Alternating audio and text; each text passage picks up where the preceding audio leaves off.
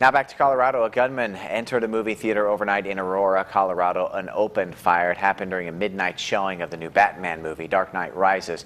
At least 12 people were killed, 59 others wounded. That suspect is in custody.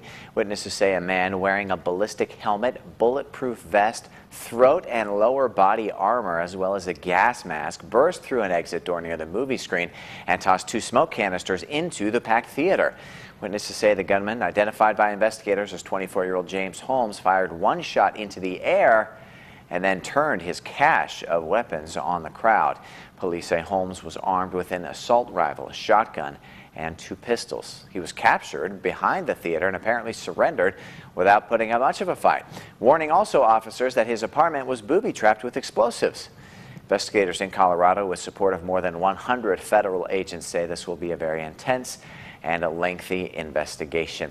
We've got a discussion going on our Facebook page right now as to theater security, and should it be strengthened, or is it fine the way it is? If you want to chime in on that, you can head to our Facebook page. We may read some of those comments tonight at 10. Students at Brigham Young University-Idaho can complete their associate's and their bachelor's degree on campus, but if they want to continue their studies for a master's degree, they sometimes have to go someplace else. Until now, at least in one area. Sasha Zimmerman joins us from the campus of BYU-Idaho to explain.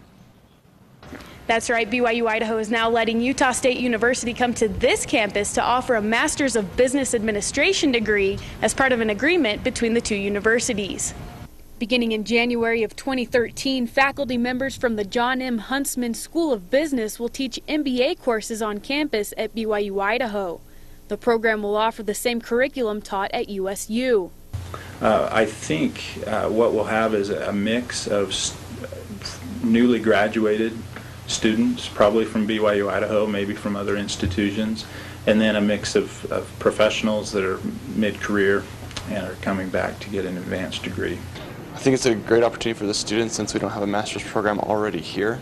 And so it's something where we can stay local, we don't have to relocate, move to another place, but then yet get that master's degree staying in Rexburg.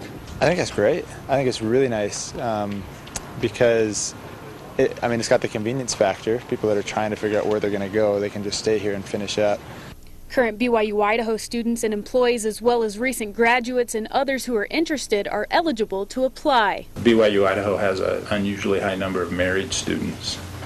And so something that I foresee being a real help to families is maybe a husband and wife.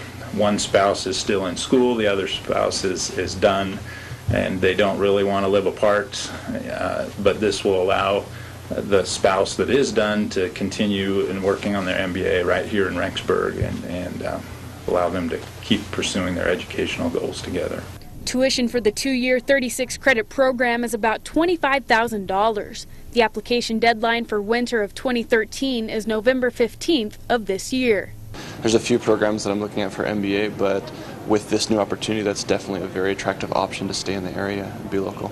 Oh, definitely. I'm planning on getting a master's and possibly a PhD, so that would be wonderful for me. Admissions decisions will be made by USU. Back to you in the studio. All right, Sasha, thanks. This agreement between Utah State and BYU-Idaho has been in the works for about 2 years. Classes in the MBA program will be held on Friday evenings and Saturday mornings.